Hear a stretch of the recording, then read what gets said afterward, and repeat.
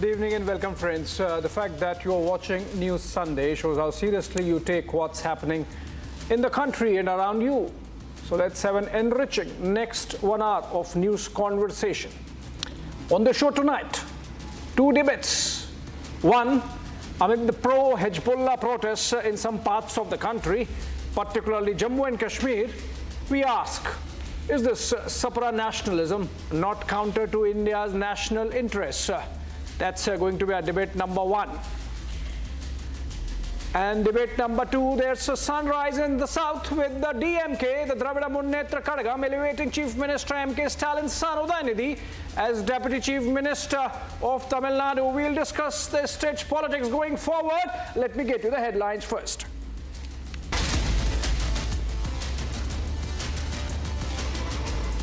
IDF claims 20 more terrorists were killed alongside Nasrallah. Map shows location of the headquarters under residential buildings. After Budgam, now protests held in Ladakh against Hezbollah chief's death. BJP, PDP spar.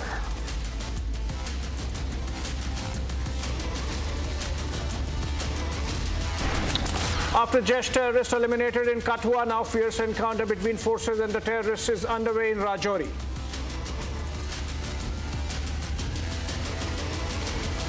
Udayanidhi Stalin elevated as Tamil Nadu Deputy Chief Minister. Senthil Balaji back in the cabinet. BJP calls in dynasty politics.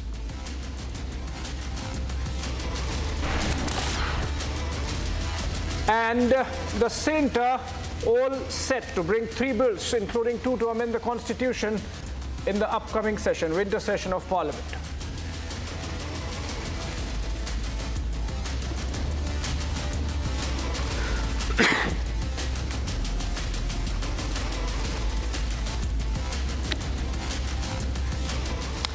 All right, day before yesterday, Israel carried out a massive airstrike in Beirut, Lebanon, taking down almost the entire leadership of the anti-Israel jihad organization Hezbollah, including its chief Hassan Nasrallah. Nasrallah was heading Hezbollah for over 3 decades, and the organization itself has been designated a terror organization by many countries, including the United States and many in Europe. Irrespective, it's far from India and only a foreign policy issue for us. Ideally, there should have been no internal rumblings due to Nasrallah's death. But we have seen protests panning out in many pockets across the country, particularly in the Kashmir Valley, even prompting Mehbooba Mufti, the chief of the PDP, to cancel her election campaign for a day. Isn't this extra national identification with Hezbollah by some in India against our foreign policy interests? What kind of identification is this when we have not seen a single protest across the Arabic street? Are these protests dangerous in that they fuel a sense of Pan-Islamism, which creates supranational loyalties? Let's look at the developments, then I come back to discuss.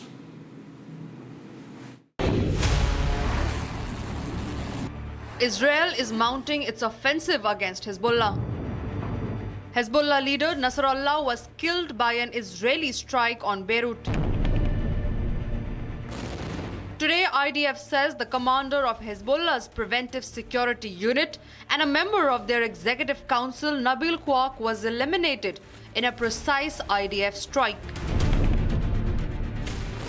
And while Israel is fighting terror, back here in India, there are some in the valley who are sympathizing with terror. दुनिया की ताकतों को Israel पे दबाव बनाए रख के वहाँ पे बेगुनाह लोगों की मौत और उनको जख्मी करने का जो सिलसिला लगातार 1 साल से चल रहा है, उसको बंद करना चाहिए। जो कल हुआ, उसके बाद ऐसा लगता है जैसे पूरे क्षेत्रों में अब जंग के बादल जो है नजर आ रहे हैं। हिंदुस्तान की हुकूमत को, हिंदुस्तान के वजीर आज़म को, बाकी मुल्कों के लीडरान को इजराइल पे दबाव बनाए रख के वहाँ दोबारा अमन कायम करने की मुकम्मल कोशिश करनी चाहिए। Protests are being held in Budgam and in Ladakh. But But this is not the first time. In the past too, political parties backed Palestine. The most cruel crimes against Palestine people, and I believe that, you know, half of the terrorism that we see around the world who go on killing innocent people is because the Palestine and Israel issue is not resolved. और मैं उम्मीद करती हूँ कि जो दुनिया अभी तमाशा बन के देख रही है वो जाग जाए और इस इशू को हमेशा के लिए रिजॉल्व करे. Then too, protests were held in solidarity with Palestine. And today, these protests in solidarity with Nasrallah show of Pan-Islamism. All right, welcome back. And joining me in the Sunday Conversations, Shantanu Gupta, author, leans towards the right, live from Delhi. We also have Xavier Rodriguez, founder and editor of Goa Chronicle, live from Goa. He takes strong views on issues of strategic and national security importance for India. Also leans towards the right, has contested an election on a BJP ticket. Versus Sheikh Amir, Congress leader, live from Srinagar. And I would want to begin with Dr. Pirzada. He's a political analyst, leans towards the national conference in Jammu and Kashmir, and he's joining us live from Jammu. Dr. Pirzada, what are these protests? Are they for human rights or for Hassan Nasrallah? Are they for religion? And if that be the case, are they for Shia religion alone? What is it? Like, we don't want to understand why so many protests happening because Israel has eliminated a terrorist. Thank you for this invite. My take on this point is that Hassan Nasrallah represents the sentiments, the resistance symbol of the Shia community all over the world. He is not only the political leader, he is a religious leader as well. He embodies the values of resistance against oppression. His death would resonate. I think his death would resonate with the martyrdom of Hazrat Imam Hussain alayhi salam to the extent that it is being mourned and being felt by the Shia brothers all over the world. So the Israel is trying to create, to break this resistance force in the Lebanon, which has a multi-phase, which has got a wider implication across the Middle East and beyond. So as a result, I see this is seen to all of you, as you see the protests all over the country, all over the Middle East are taking place. People, because it is the Western world, it is the Israel, it is the US backed that they are trying to create, to break this resistance, as they have done, as they have unsuccessfully doing it in Palestine.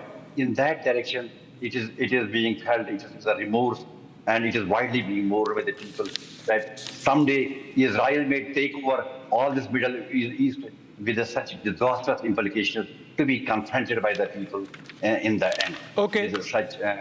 With such a great human rights violation. Okay. Sheikh Amir, according to Dr. Pirzada, this is a Shia issue. Maybe not as much as Pan-Islamism issue, because I have not seen any protests happening in much of the Arab world. In fact, we have seen pictures of celebrations happening in Syria.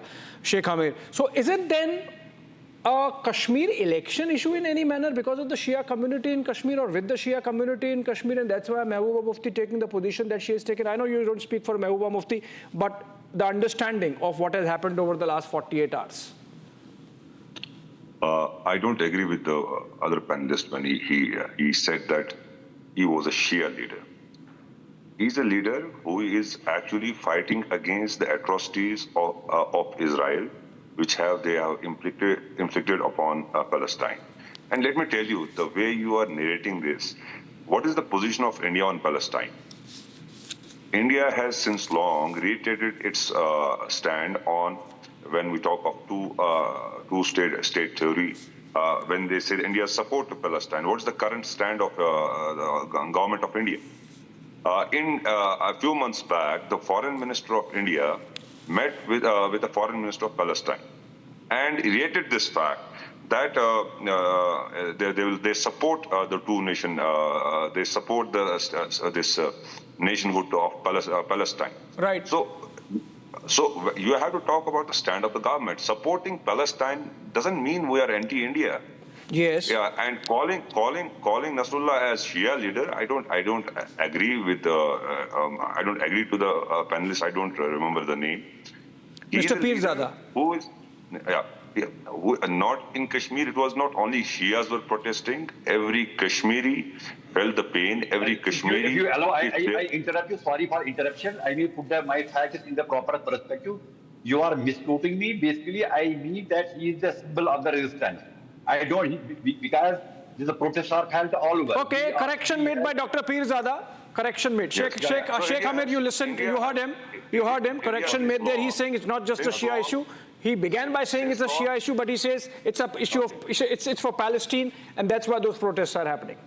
So since long, India has supported the legitimate right of people of Palestine for a separate state, and that stand has been actually, it still continues. If you talk about Prime Minister Narendra Modi, he met with the Prime Minister of Palestine last year. So you need to understand this fact. The way you are saying that it didn't happen in Arab world, but it's happening in India. So if it is happening, people are protesting. It doesn't mean that they are anti-India, they are going against India. If somebody is sitting in US, he's a resident of US, but originally he's from India, and he settled in US.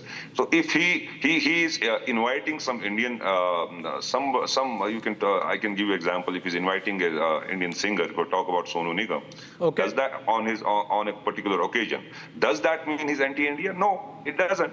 So as a Muslim, we support the legitimate cause of Palestinians.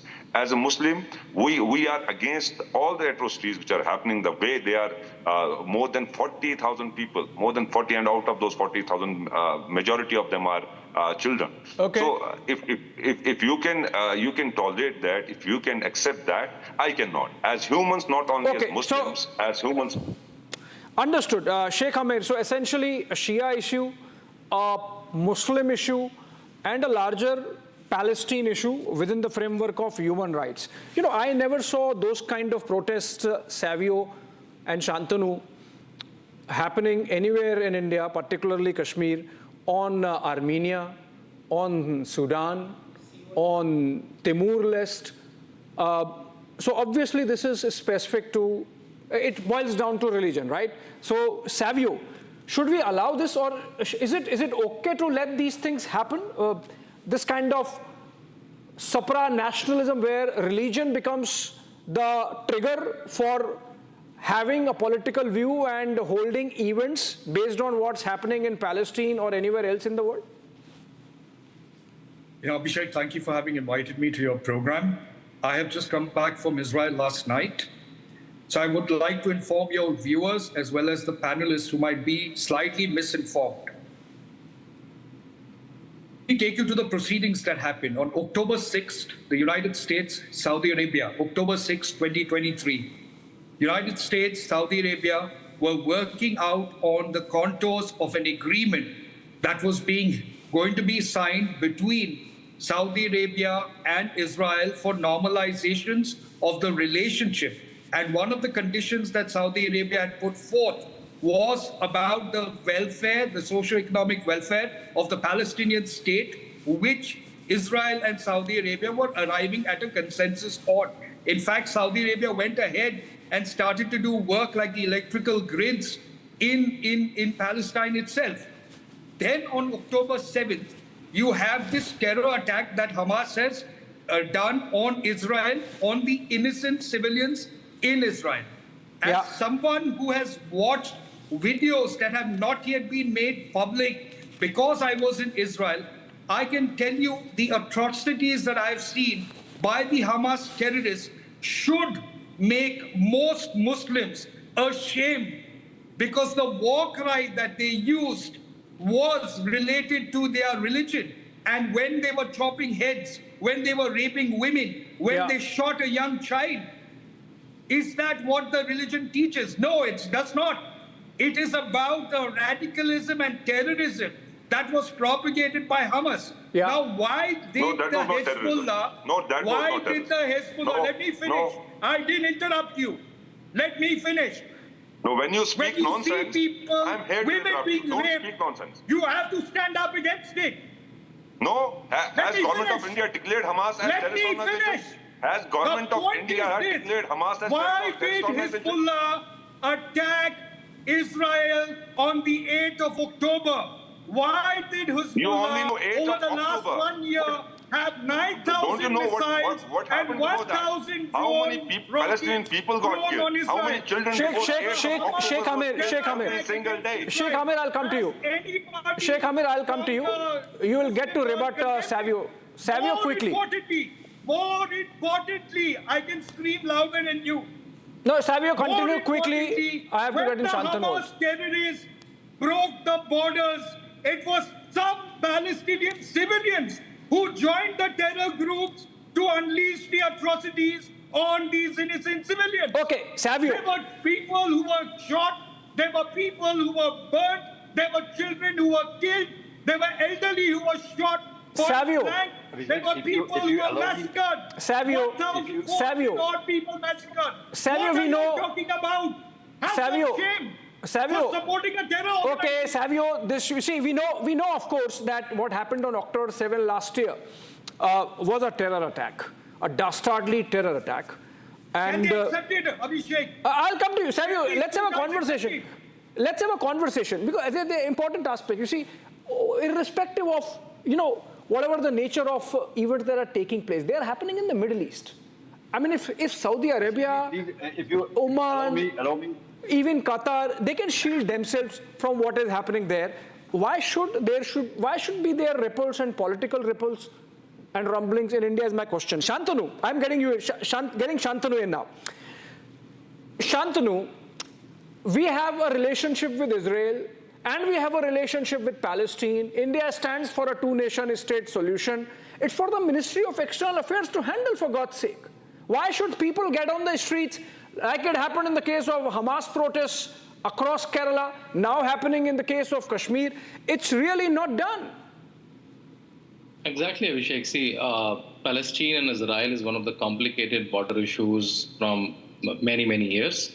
And as the Congress spokesman rightly said, half rightly said, that India has a stand for a two-nation theory, that Palestine should exist, Israel should exist, and India recognizes both of them. And Indian government visits both of them, though Indian Prime Minister never visits Israel, and now Prime Minister Modi did. But for the knowledge of my Congress panelists, Hamas is banned by European Union, by Australia, by Canada, by Israel, by Japan, by New Zealand, by United Kingdom, by United States Organization of American States also. So Hamas is a banned organization. Indian stand is not that Palestine should be claimed through Hamas and Hezbollah. I'm sure Congress and Rahul Gandhi should know that, right? And Congress is almost saying that India's stand that Palestine should be claimed through Hezbollah and Hamas is the word. And what Hamas did, we have seen the naked bodies of women being butchered, and Congress spokesman and Rahul Gandhi's agent are legitimizing that on the channel. They're only doing it to have a pan-Islamic vote in Kashmir. That's all. Yeah. They're only doing it for having pan-Islamic vote, pan-Islamic feelings in Kashmir, the light of Kashmir vote. And and both our panelists from Kashmir, Sheikh Amir and Dr. Pirzada, you sort of skirted the issue, or sort of tried to broad-base the issue that though this is about Palestine, this is about human rights. But look at, I was listening to some of the slogans, Dr. Pirzada, in the protests that were taking place in Kashmir, in Budgam and other places. The slogans were, America ka jo yaar hai, gaddar hai. In today's world, which country is the closest to the United States insofar as Middle East is concerned? Saudi Arabia, the custodian of the two holy mosques. They are closest to the United States. They have traditionally been. Even now they are standing out. They are saying they're standing away from what is happening between Israel and Hamas and Hezbollah. They say Hamas and Hezbollah are not states. They are quasi-state bodies, if you want to believe so. A majority of the people there believe they are terrorist organizations in the West. And you are saying that this is not about religion. Look at the slogans. Ummat-e-Islamiyya ki khidmat mein hum protest karne aaye hain. So obviously, you are trying to put a veneer of human rights, which you did not do for August 7, Dr. Pirzada. But this is clearly a pan-Islamist protest. You see, actually, I request all my panelists and be very cool, be very friendly. Let us live to the humanity. Still the humanity is alive. We should not forget that we should not be so skeptical about a certain isolated incident. I may add to It is this isolated. debate. 1,400 people being massacred. My friend, It's please. Savio, don't interrupt. Savio, you did not want Sheikh Amir to interrupt. You don't interrupt. Let him complete. I'll come to you. Please, for a few seconds. Basically, if we look in the whole perspective, that Israel, backed by the Western world, is actually trying to target Iran. They are trying to drag Iran into the conflict, which the Iran is very wisely till time avoiding this. It is in the international relations. It is not like the criminal jurisprudence, like the criminal law, the case Nadu case, and a husband fires the lover, wife's lover, and then shoots under the provocation. Iran cannot act under the provocation, under the situation, should watch very carefully, should not drag feet in the conflict, be very alert, because it's a larger game plan. If that happens, then whole Middle East would be on the boil. So we should live to the Middle East is already on the boil, obviously. Peace, and some solution has to be found, peace has to be found, but it has to be a two-way street. I mean, you're talking about human rights and humanity, Dr. Pirzada. You know, this building where Hassan Nasrallah was killed, or the underground bunker of the headquarters of Hezbollah, were under a building which was a residential building. Sheikh Amir, you know, you're talking about human rights. We have seen Hamas using human shields, you know, operating their war out of schools and hospitals. And you're saying that, oh, if Israel does something, retaliate, and they have no option but to retaliate. What do you do if you are being fired 8,000, 100,000 rockets day in, day out, week in, week out, month in, month out? Obviously, Israel has to retaliate. You are not hit. 2006, Israel withdrew on its own from Lebanon. The war could have ended there. Nobody wants to end the war from the Hezbollah side, Hamas side. So what does Israel do, Sheikh Amir? You're talking like as if your studio is in Israel and you're the spokesperson of Israeli government. Sorry? Listen. I know you're talking as if you're... Okay, let's listen to him, Sheikh Amir. Let me talk. Yeah, when please. you're talking, I was listening patiently. You're talking like as if your studio is in Israel, and you are talking like the spokesperson of Israeli government. Earlier, you were also talking about how many floors were in Afghanistan, and you made mockery out of yourself. What I'm going to tell you is, it was unfortunate. You're referring to the 8th October attack. It was unfortunate. I also felt the pain of those innocent children, those people. But I am taking it to the background when there is an issue. When you're talking that people are protesting, they are your people. Your people. The way you're talking that they are saying Ummate Musalman. These Muslims are Indian Muslims. The way you're talking, you are blaming them. You are tagging them. Whatever Saudi Arabia is doing, we are not concerned with that. We are Indians, and we have right to protest, and we are not protesting against our country, or we are not protesting against anybody. We are protesting against that country which has captured. And as far as Palestine is concerned, in Quran it is referred as Qibla Awal. Qibla Awal, it's a holy land, it's a blessed land. So for us, for Muslims of the whole world, it's that country, the people of Palestine, they matter to us. So it is holy for the Jews also, Sheikh Amir. But I'm not getting into the root cause thesis. You know, I'm not getting into it. We are not here to solve the Israel-Palestine problem. I'm saying from India's point of view, it's a foreign policy issue, right? We could have. Let me get Shantanu in this. Shantanu, is this actually... Sheikh Amir won't admit it. You won't admit it, Sheikh Amir. But it's more like a Shia-Sunni issue, actually. The Sunni street is absolutely silent. They are absolutely okay if Hassan Nasrallah is taken down. That's why we are not seeing anything in the Arab street, and by extension the Sunni street. There are in fact celebrations happening in Syria, Sheikh Amir. So it's not a Muslim issue. Don't make it a Muslim issue. There are celebrations happening in Syria. Why you are celebrating? I am not celebrating. We are discussing in the light of the protests that have taken place in Kashmir and some parts of the country. It's a language of celebration. Yeah, Abhishek. What are you? I am not celebrating. I don't understand. So I don't understand. Also, let me correct you. I am not speaking on behalf of Israel. We are discussing. I am speaking on behalf of India, which unfortunately some are not. A guy sitting over there, I know what he's trying to say. I know their ideology. Their ideology is destructive. The ideology of BJP is destructive. The ideology of BJP is against minority. The ideology. No, how is BJP's ideology wrong? You were absolutely okay, Sheikh Amir, if our leaders and prime ministers would go and meet the Palestinian leaders, but you had discomfort if we go to meet Israel.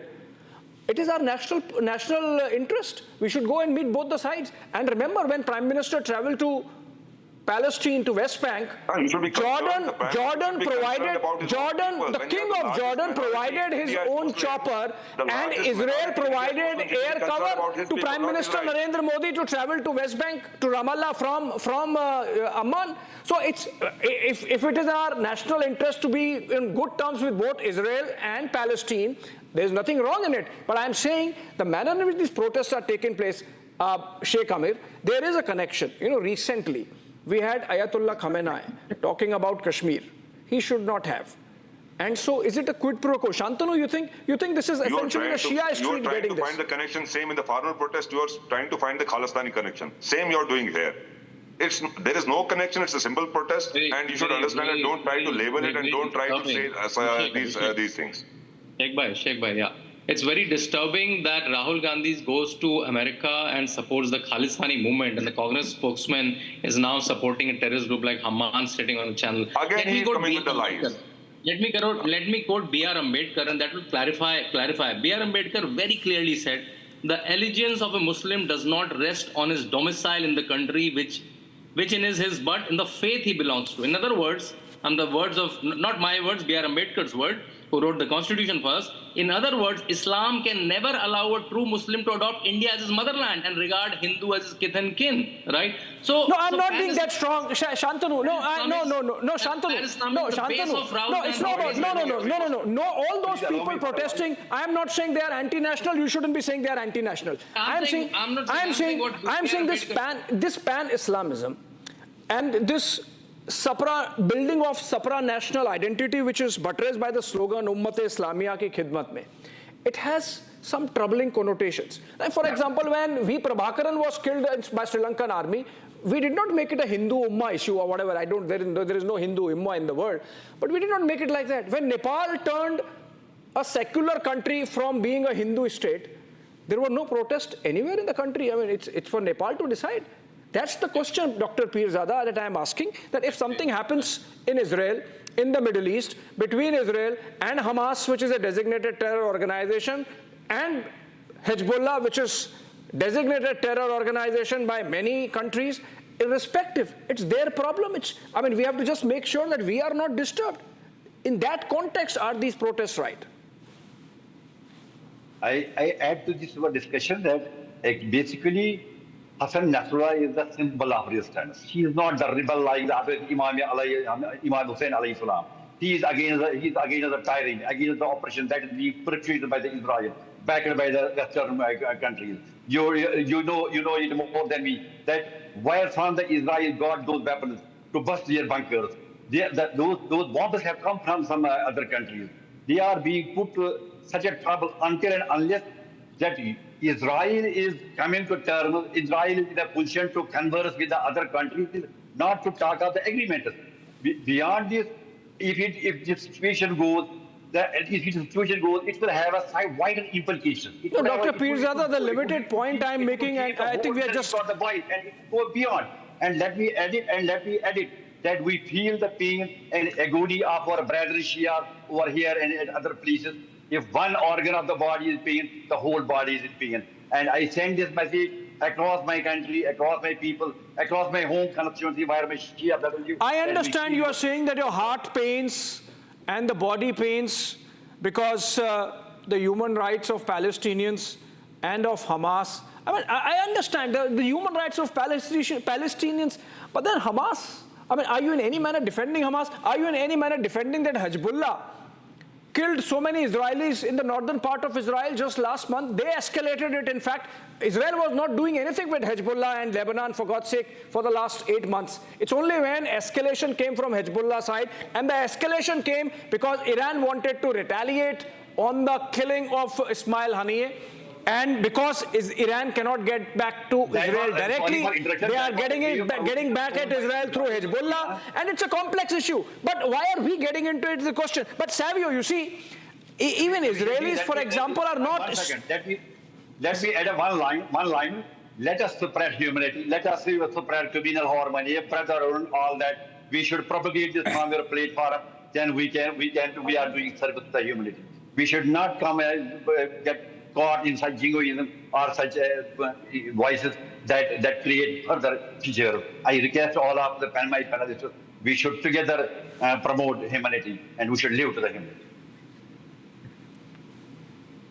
Okay, Savio, coming to Savio. Savio, you know, is there a way out of this? I mean, we are, as of now, of course, discussing the foreign policy consequences for having these kind of street protests in India, because Israel is a friend nation. We are friends of Palestine. We believe in two-state solution to this problem, and there has been to and fro. In fact, there is a lot that's happening behind the scenes to make sure that Middle East is peaceful. It was happening before October 7 attack, for God's sake, and that's what Abraham Accords 2.0 were about.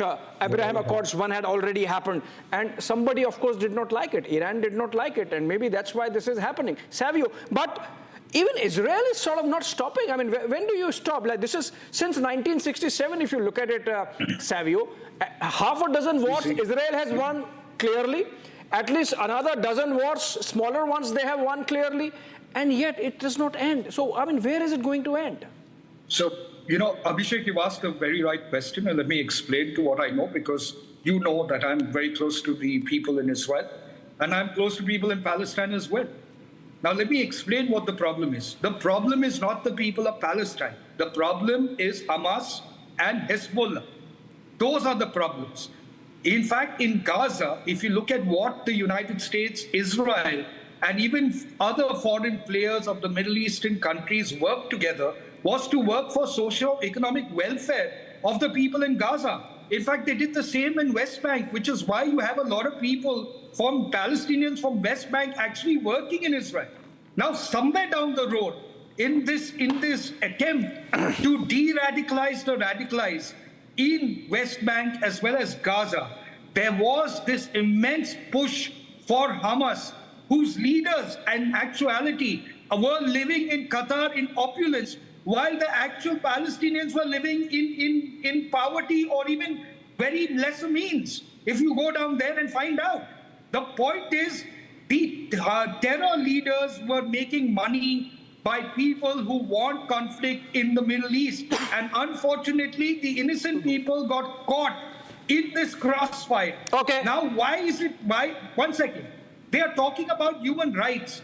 Human rights are applicable to people who behave as humans.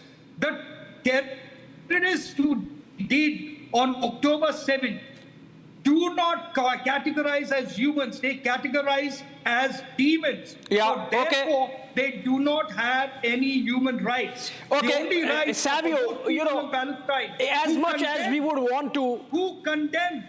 As much as we would want to, Savio, it's not just beyond the capacity of 5 of us here in the studio, myself and all of you joining via Zoom to be solving the Middle East crisis. But quickly, last word from Shantanu. Shantanu, you think this creates problems for the BJP in any manner, the kind of street protests we have seen in Kashmir? See, I think for administration it can be a problem, but we have seen this pan-Islamic street protest from when something happens in Myanmar, if some Danish cartoons are drawn in Denmark, to France, we have seen. And I think the major problem not for BJP in Congress as a nation are the allegiance of our Muslim brothers are with India or with pan-Islamism. And that question should be asked time and again. Are you standing with India, or you are standing with your pan-Islamic brotherhood, right? Well, you can stand with India. You can stand with India. You can stand with human rights. But my question is, Hindus did not come out protesting when the Sri Lankan Tamils were targeted in a civil war and the entire leadership there eliminated. Hindus did not come out in the streets when Nepal turned secular. We don't care what happens in Fiji and other places around the world.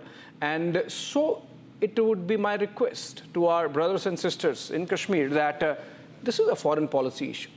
This is a complex regional, societal issue that's been going on for decades. Let's not jump into it. Let's not really, we are good taking care of ourselves. Kashmir is having the most beautiful exercise of democracy panning out, and let's not muddy it with what's happening in the Middle East. Let the Ministry of External Affairs handle it. Thank you so much, Shantanu and Savio and Mr. Sheikh Amir and Dr. Pirzada for joining us. I will add one line.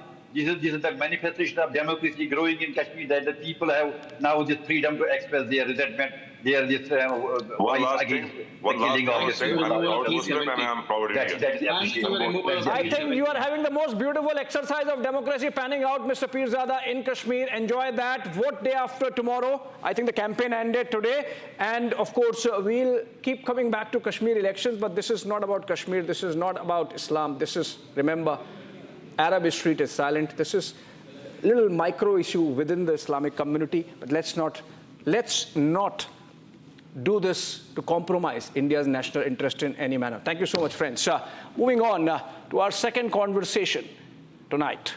Udayanidhi Stalin of the Sanatan Dharm is dengue and malaria fame was elevated to the post of Deputy Chief Minister by his father, Chief Minister M.K. Stalin, yesterday, in a cabinet reshuffle that took place in Chennai, which also saw a return of Senthil Balaji, fresh out of jail.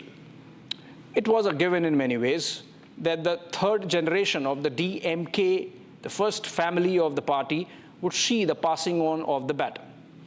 In a way, it is a given in almost all family-run parties. Has this development changed the dynamics of Tamil Nadu politics in any manner going into the state assembly elections that are slated to take place in 2026? Is the DMK sending a message that it's going to take the anti-Hindu image that Udayanidhi's comments created in its stride? Importantly, or more importantly, what it means for the allies and opponents alike in Tamil Nadu politics. Have a look at the developments, then I come back for a conversation. In a big rejig in Tamil Nadu cabinet, M.K. Stalin's son Udayanidhi Stalin has been elevated to the position of Deputy Chief Minister. முதலமைச்சர் அவர்கள் நேற்று இரவு எனக்கு ஒரு புதிய பொறுப்பை கொடுத்திருக்கிறாங்க. துணை முதலமைச்சர் அப்படின்னு ஒரு புதிய பொறுப்பு கொடுத்திருக்காங்க. இது பதவி அல்ல, பொறுப்பு என்பதை உணர்ந்து இன்னும் அதிகமா இந்த மக்களுக்காக உழைப்பதற்கான வாய்ப்பை கொடுத்திருக்கிறாங்க. இதுக்கு நான் தமிழக முதலமைச்சர் கழக தலைவர்களுக்கும் பொதுச் செயலாளர்களுக்கும் இந்த வாழ்த்துக்களுக்கெல்லாம் நன்றி தெரிவிச்சுக்கிறேன். நிறைய பேர் விமர்சனம் வச்சிருக்கிறாங்க. அந்த விமர்சனங்களுக்கும் சேர்த்து என்னுடைய நன்றியை நான் தெரிவிச்சுக்கிறேன். BJP has questioned the merit of this elevation, calling it dynasty politics. This entire India alliance, and particularly DMK, has two pillars.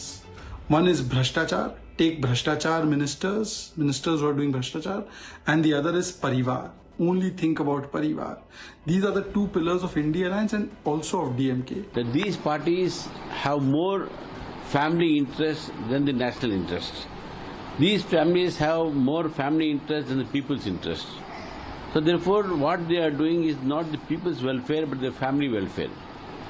This is a classic example of the family rule for which the entire India alliance is part of it. Coming, finally it came. The cat came out of the bag. Today they conducted another program at Kanchipuram, only to prime the minds of the people and to compel the alliance partners to tell that Udayanidhi should become the Deputy Chief Minister. I am asking whether it is democracy or dynasty. Meanwhile, cash for jobs scam tainted Senthil Balaji has been re-indicted. DMK leader Senthil Balaji spent 15 months in jail in a money laundering case before the Supreme Court granted him bail and was reinstated as minister. This comes 2 days after he walked out of Pugal Central Prison in Delhi. With this major cabinet reshuffle, the question looms: is the Stalin family shaping Tamil Nadu's politics for the future, or are we witnessing a reinforcement of dynastic rule in the Indi parties? That's the burning question today.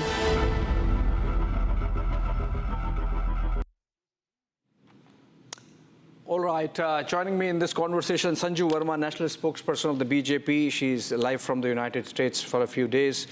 Professor Pulla Rao, political analyst. He's going to profess for the DMK, live from Chennai.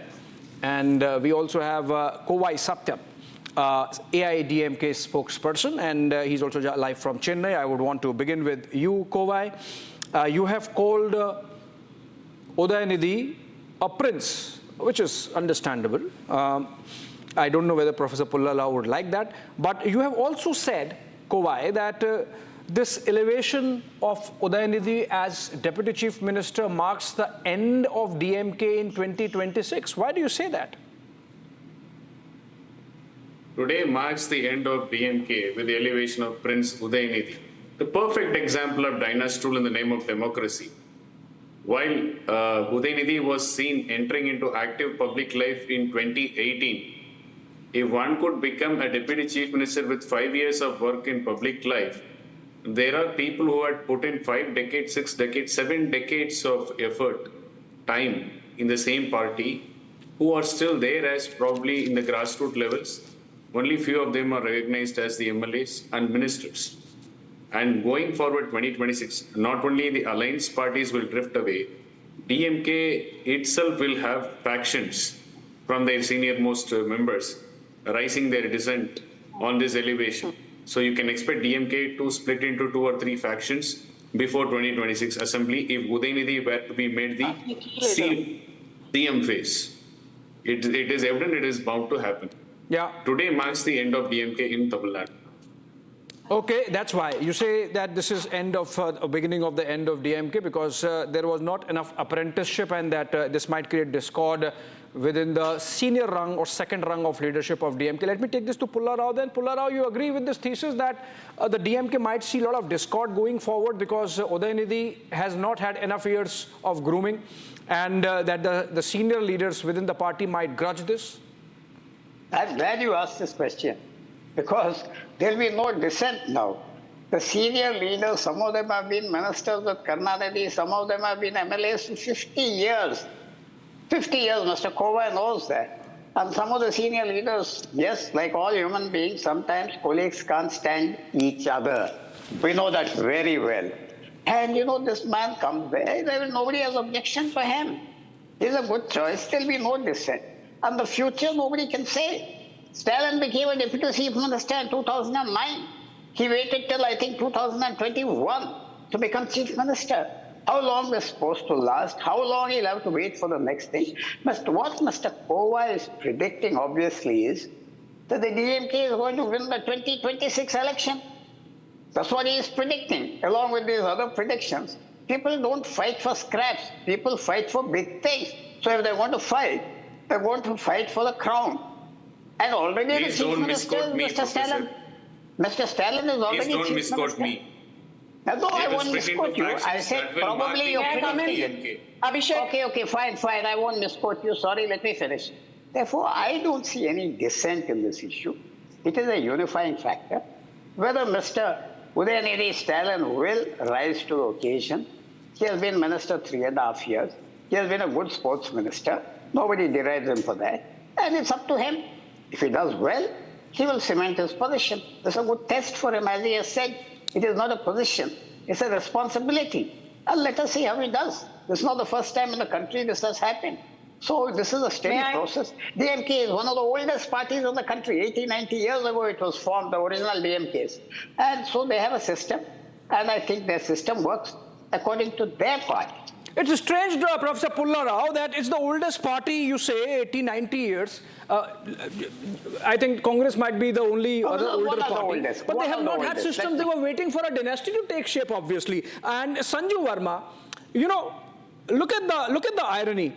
Udayanidhi has beaten even Rahul Gandhi at the speed with which he has risen through the ranks and become a deputy chief minister.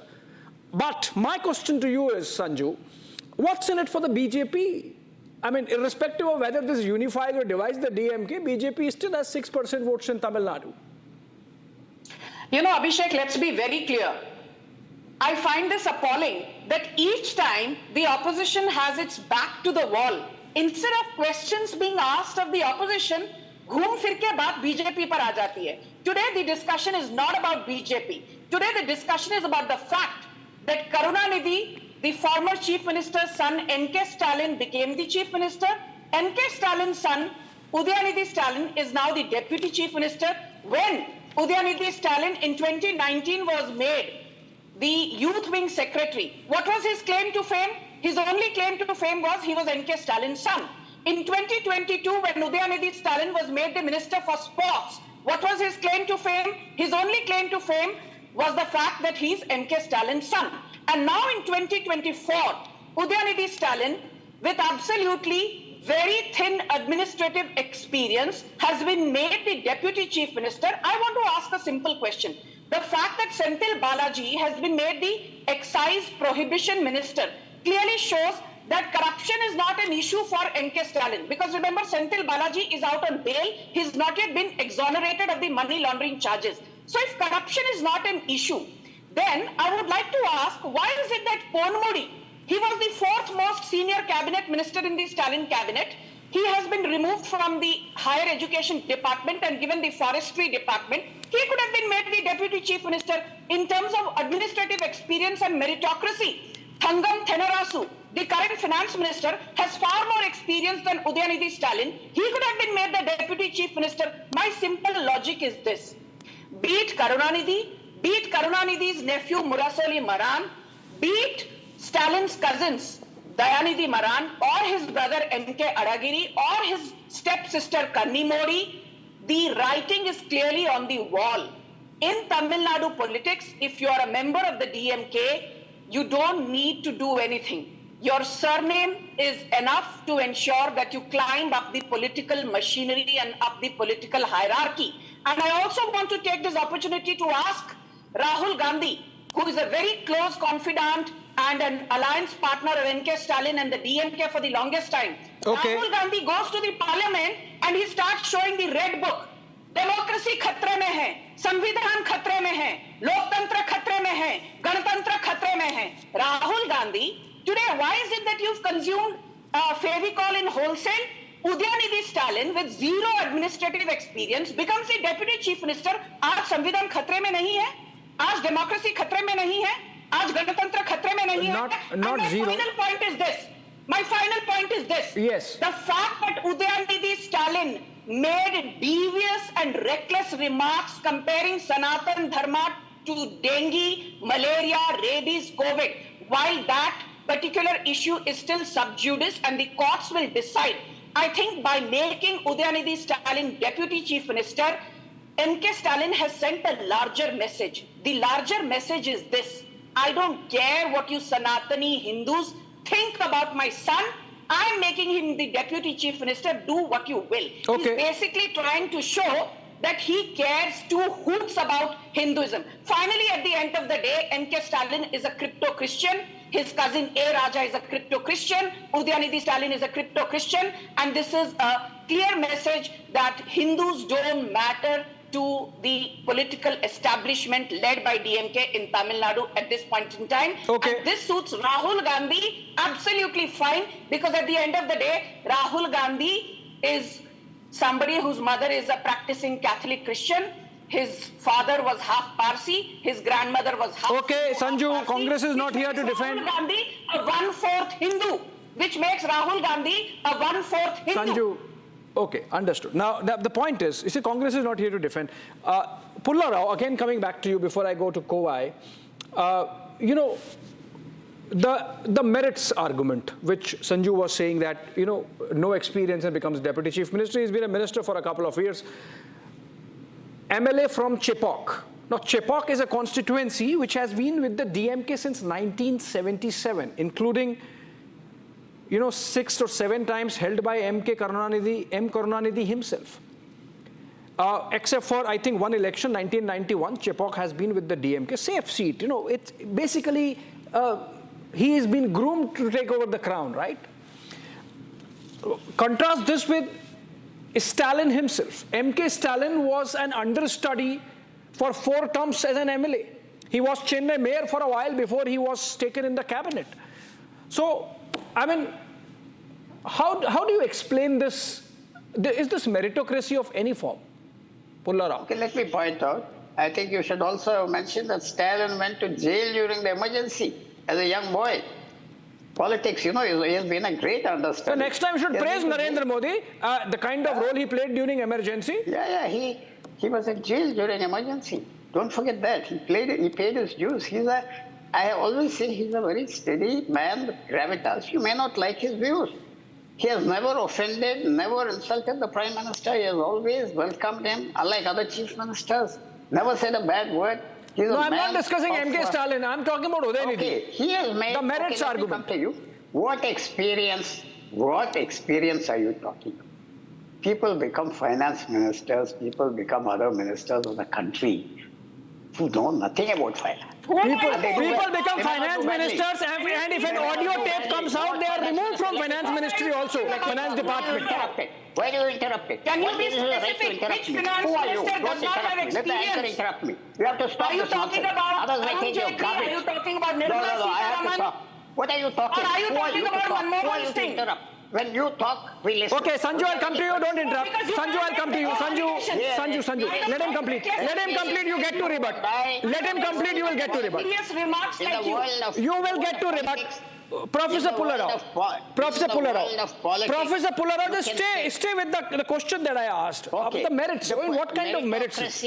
Meritocracy is defined by electoral politics. Jayalalitha was a great chief minister. Did she have high education?